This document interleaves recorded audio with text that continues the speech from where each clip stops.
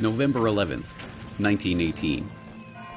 All across the Western Front, the clocks that were lucky enough to escape the 4 years of shelling chimed the 11th hour. And with that, the First World War came to an end. From 10 o'clock to 11, the hour for the cessation of hostilities, the opposed batteries simply raised hell. Not even the artillery prelude to our advance in the Argonne had anything on it. To an attempted advance was out of the question. It was not a barrage. It was a deluge. Nothing quite so electrical in effect as the sudden stop that came at 11 a.m. has ever occurred to me. It was 10:60 precisely, and the roar stopped like a motor car hitting a wall. The resulting quiet was uncanny in comparison. From somewhere far below ground, Germans began to appear. They clambered to the parapets and began to shout wildly.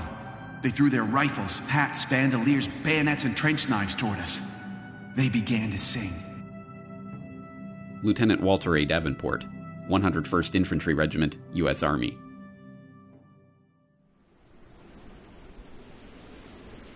And just like that, it was over. 4 years of the bloodiest carnage the world had ever seen came to a stop as sudden and bewildering as its start. And the world vowed, never again. Each year, we lay the wreath. We hear the last post. We mouth the words, never again, like an incantation. But what does it mean?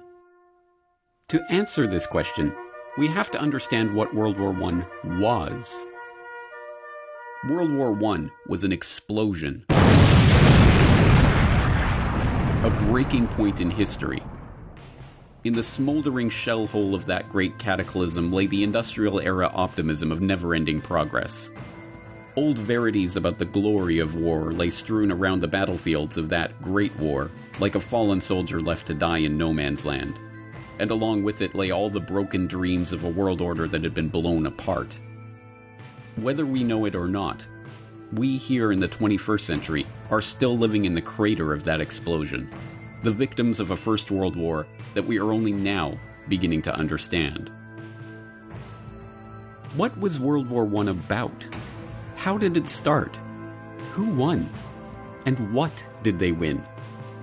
Now, 100 years after those final shots rang out, these questions still puzzle historians and laymen alike.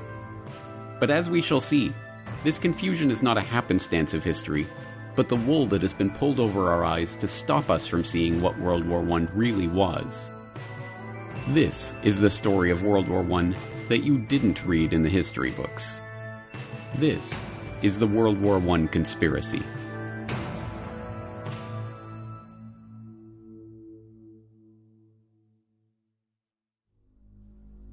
Part 1. To start a war. June 28, 1914. The Archduke Franz Ferdinand, heir to the Austro-Hungarian throne, and his wife Sophie are in Sarajevo for a military inspection. In retrospect, it's a risky provocation, like tossing a match into a powder keg. Serbian nationalism is rising, the Balkans are in a tumult of diplomatic crises and regional wars, and tensions between the Kingdom of Serbia and the Austro-Hungarian Empire are set to spill over. But despite warnings and ill omens, the royal couple's security is extremely lax. They board an open-top sports car and proceed in a 6-car motorcade along a pre-announced route. After an inspection of the military barracks, they head toward the town hall for a scheduled reception by the mayor. The visit is going ahead exactly as planned and precisely on schedule. And then, the bomb goes off.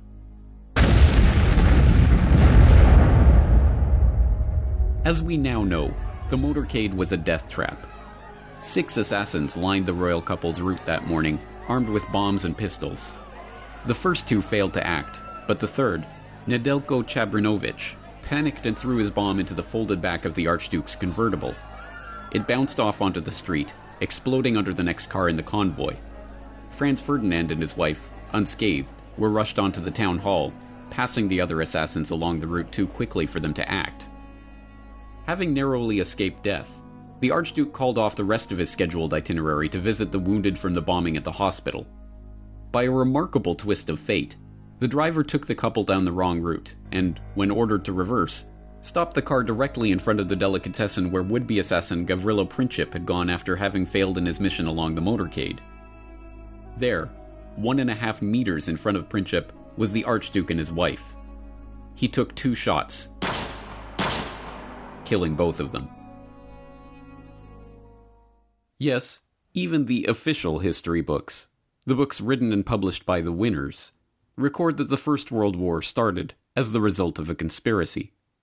After all, it was, as all freshman history students are taught, the conspiracy to assassinate the Archduke Franz Ferdinand that led to the outbreak of war.